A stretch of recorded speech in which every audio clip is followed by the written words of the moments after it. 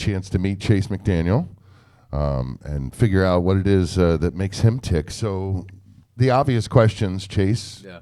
When did you get the music bug? Oh, I was very young. When I was 8 years old, my papaw gave me a Josh Turner CD, Long Black Train, and I think that's what did me in. And also I was riding the school bus when a couple older kids in the back was like, "Hey, we'll let you sit back here with us with the cool kids if you let us teach you some sign language." And I said, okay, and went to the back, and they started taking my hand and putting one finger down after the other one until only one finger stood up, and you can imagine what that finger was. Gotcha.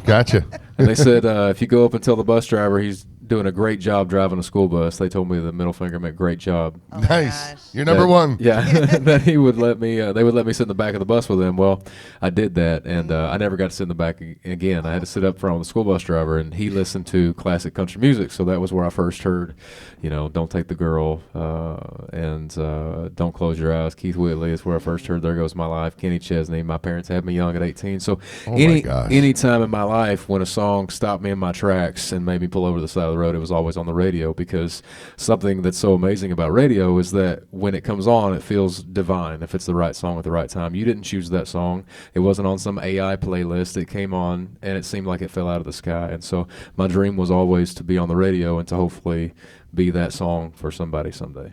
I love how you said Tim McGraw is classic country. Oh, yeah. I'm like, wait a minute. I grew up with Tim. He's still putting out records, man. He's great. Yeah. You're pretty classic, too. Right? Yeah. All right. So you got the bug. You're in Kentucky. Yeah. Of all places, and you go to Nashville. How did it go from there? When did you wind up in Nashville? What year? I've been in Nashville for 9 years now. I've another overnight success. Yeah, 10 years overnight, they say. So I'm right on that last year of overnight, we hope. Yep. But I've been there for 9 years writing songs and trying to make Mama and Papa proud. So, yeah. Now you were down to was it like $12, $14 at one point? Yeah, like it was low. I know that. You were gonna go home. You were done. Wasn't a lot. Yeah, we were having a party at my house, and I realized it was the middle of the pandemic, and I've always had multiple jobs. And in Nashville, something that you learn quickly is that a lot of the people down there chasing their dream, they're able to chase their dream because they can afford to chase their dream. Right.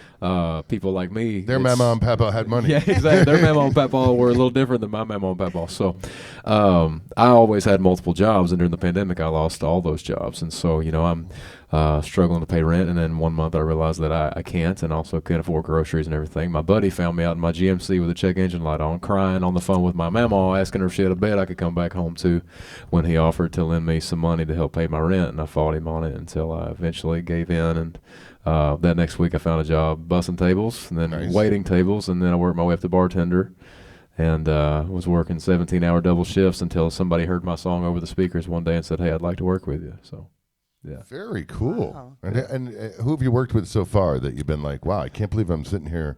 Well, I mean, for Big Machine Records to be putting me on this radio tour here, I have to say that's pretty huge. Yeah. That's pretty big, right? Yeah.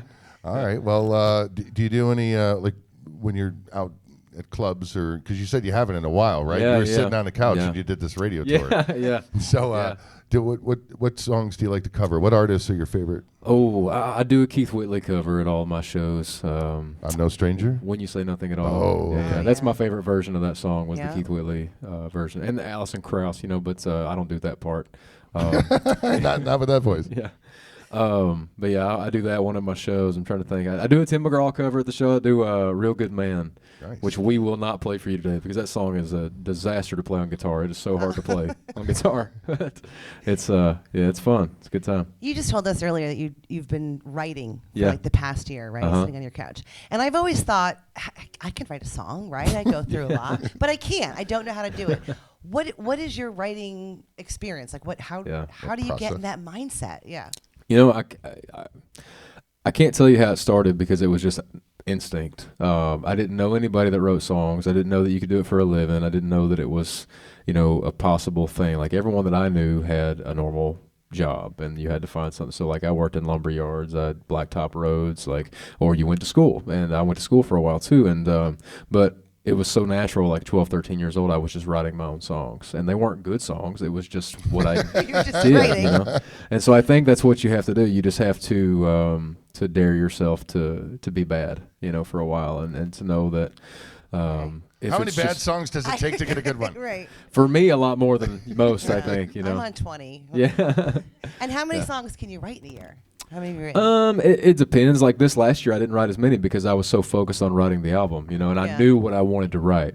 So, this entire album is under the same theme. And so I knew when I was writing for that theme that I needed an idea that went with that theme. Mm-hmm. If you're just writing to write, I've written 150, 200 songs in a year. Yeah. But for this last year, I probably wrote more like 30 to 40 songs and then narrowed it down to 12. Yeah. Wow.